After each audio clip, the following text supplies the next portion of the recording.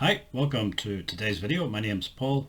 So today's video is some sketching again, some more charcoal sketching, but this time it's a landscape rather than a still life. Actually, it's two landscapes. The first one that I drew, I wanted to record it, but of course I forgot to turn on the webcam, so I had to do a second one. So the first one was this one, and then which of course I forgot to record, and then the second one, which I did remember to record, was this one. Similar but not exactly the same. There's a bit more going on in the foreground in the second one. So just go into today's video then. Again, the video's in real time. There's not much editing going on, and I'm just using charcoal with a little bit of white conte pastel just on some grey toned paper.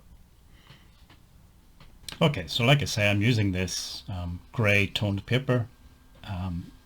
The brand is Arteza, but the brand's not important. Whatever paper you can get your hands on, basically.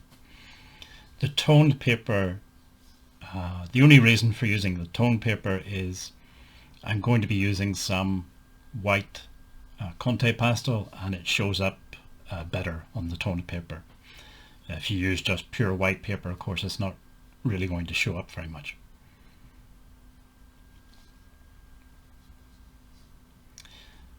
For the charcoal, again, I'm using just a charcoal pencil. I have no idea what brand it is. It has some Korean writing on it, so I guess it's a Korean brand, but I'm not sure. I'm also using vine charcoal. Again, it doesn't really matter what brand it is.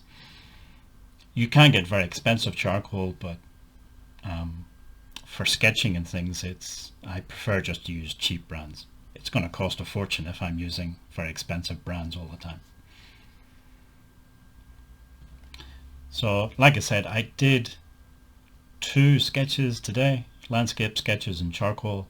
The first one I intended to record, but forgot to turn on the webcam. So this is the second version.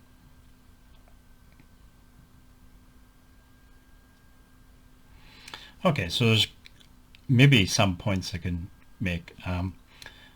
When you're doing a landscape, rather than trying to cover a large area with a single tone,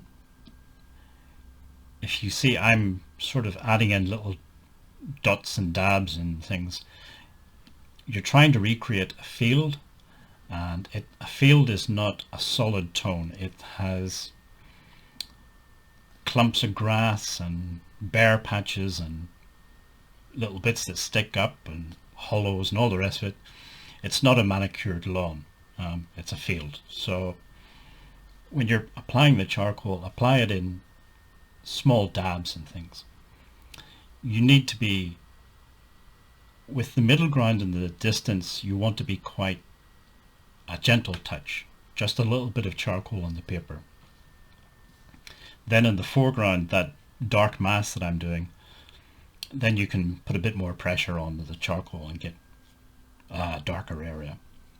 The thing is, you want the darker areas and the lighter, the highlights that I'm adding now, that creates more contrast, and you want more contrast in the foreground. You don't want to put too much contrast in the middle or the distance, because that's not how our eyes actually work. If you think about it, the contrast is really the detail, and we can only see detail that's close to us. If the middle ground or the distance, the background is, a mile or two or a few kilometers away from us, we can't really see any details. We can see that the big masses, we can see the fields and the trees, but we can't see individual leaves or blades of grass. So middle ground and distance, keep your contrast between the darks and the lights to a minimum. And then in the foreground, that's where you can add in these details. Individual blades of grass and highlights.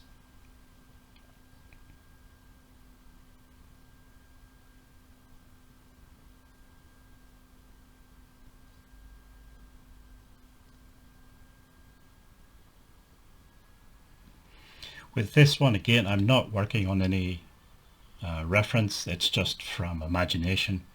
So the composition is pretty straightforward. It's really, I suppose, they call it an open composition. So by open composition, I think what they mean is there's no center of interest, there's no focal point. That way of drawing or painting is not new or different. For example, a lot of the early Impressionist paintings were open compositions. There was no real focal point.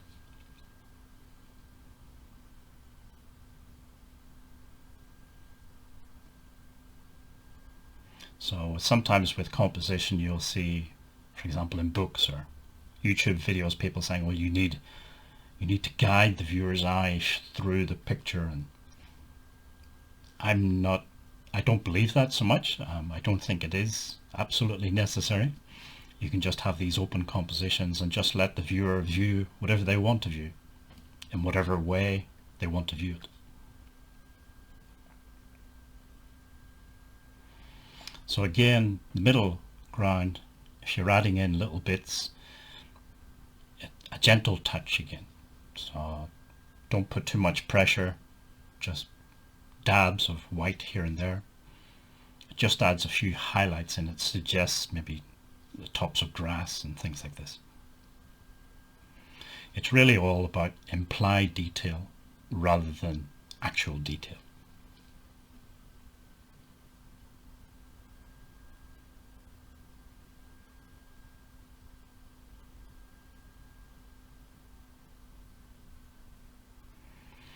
The other thing, once you get to this sort of point in the drawing, you have to make a decision where to stop, because if you keep going, you can actually ruin the drawing.